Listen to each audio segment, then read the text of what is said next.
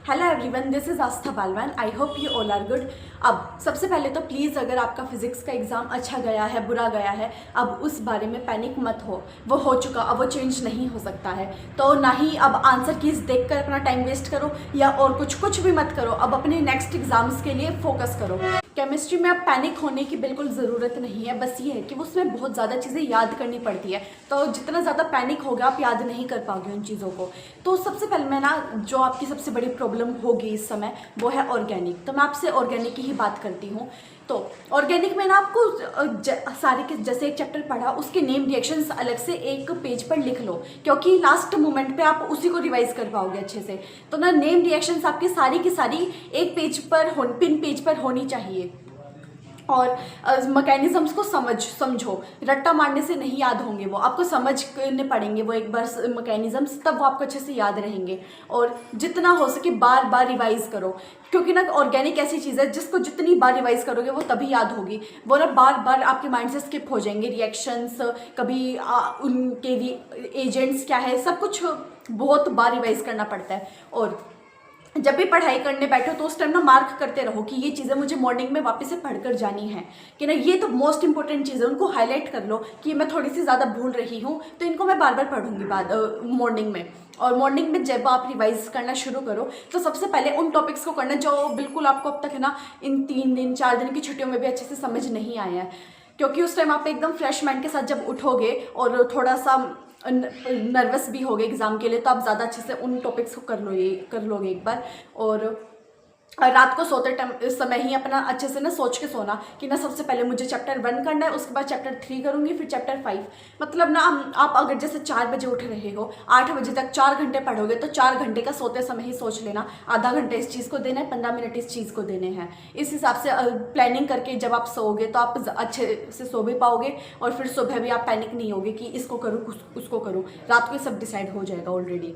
और जो न्यूमेरिकल्स में परेशान है वो PYQs पे फोकस करो। जितने ज़्यादा PYQs करोगे उतने ज़्यादा आपको ना कॉन्सेप्ट समझ आ जाएंगे। और ज़्यादातर मोस्टली वही चांस यही है कि ना आपको PYQs ही रिपीट हुए मिलेंगे न्यूमेरिकल्स के अंदर। तो अपनी सारी की सारी ना ऑर्गेनिक हुई, केमिस्ट्री को जितना ज़्यादा बोल कर याद करोगे वो उतनी ज़्यादा याद होगी। तो ना बिल्कुल बैठ के यूँ मत बस रीड तो बिल्कुल ही मत करना केमिस्ट्री को। जितना ज़्यादा बोल के खुद को पढ़ाओगे और लिख कर याद करोगे उतना ज़्यादा याद होगा केमिस्ट्री में। तो जो भी बाकी जितने भी टॉपिक्स हैं ना ऑर्गेनिक है, तो NCERT पढ़ ही लो।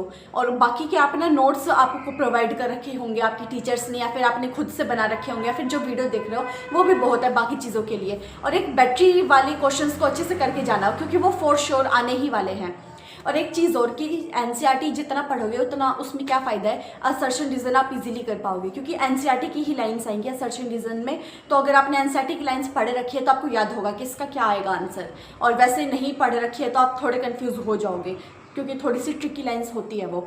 और सबसे पहले अटैम्प्ट करना ज़्यादा मार्क्स के क्वेश्चंस को। और फिर ये भी नहीं कि ना ज़्यादा मार्क्स के क्वेश्चन 4 क्वेश्चन है उनमें से एक आता है तो एक बार वो करते हो, इस तरह से इंप्रेशन खराब नहीं करना है। जो सेक्शन सबसे बेस्ट आता है ना, ट्राई करो सबसे पहले उस सेक्शन को करने का, ताकि जो चेक करेंगे आपका एग्जाम वो भी इंप्रेस हो जाएंगे आपसे, और आप में भी कॉन्फिडेंस आ जाएगा कि हाँ ये वाला सेक्शन मेरा कंप्लीट हो चुका है।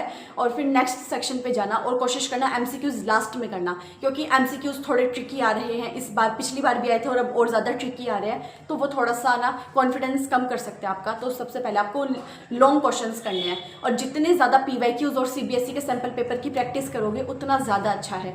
और अपनी जो भी आपकी गलती थी, छोटी से छोटी गलती कि अपनी यूनिट नहीं लगाई थी, वो बॉक्स नहीं बनाया था आंसर में, या फिर जो भी आपकी मिस्टेक्स थी उन सबको अपने माइंड में रखना कि ये मिस्टेक्स आपको वापस से रिपीट नहीं करनी है।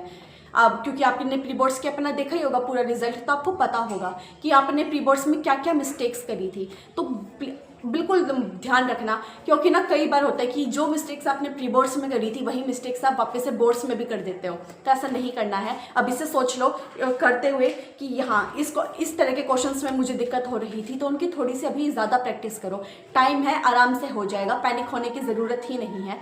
और ईजी केमिस्ट्री बहुत ईजी सब्जेक्ट है, आराम। और डायरेक्ट आंसर्स मतलब ना ज़्यादा ऑर्गेनिक में ना आंसर्स को पॉइंट टू पॉइंट लिखो, खींचना मत आंसर्स को। तो यही कुछ चीज़ें थी जो मुझे लगा कि केमिस्ट्री में आपको पता होनी चाहिए। और आई होप आप बहुत अच्छा एग्ज़ाम करोगे केमिस्ट्री का। और प्लीज़ अब फिज़िक्स की टेंशन लेना छोड़ दो, फिजिक्स हो चुका है, अब केमिस्ट्री मैथ्स इन सब पे ध्यान दो।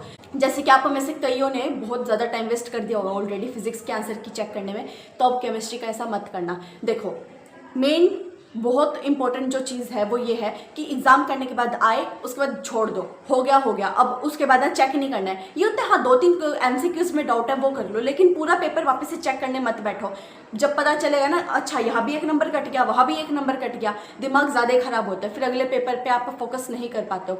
ये सोच लो सारे पेपर हो जाएंगे, फिर मैं आंसर्स मिला लूँगी सारी चीज़ों के, और उसके बाद मन भी नहीं करेगा, फिर होएगा।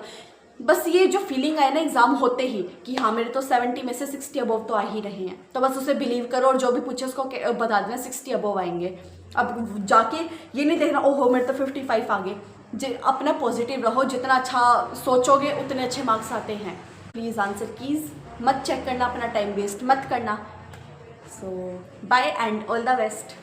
और हाँ मैंने लास्ट ईयर का मेरा केमिस्ट्री का जो क्वेश्चन पेपर था CBSE का वो अपलोड कर रखा है, आप उसको देख सकते हो और उससे भी एक बार सॉल्व करके पक्का देखना, आपको समझ आ जाएगा आपकी कितनी तैयारी है।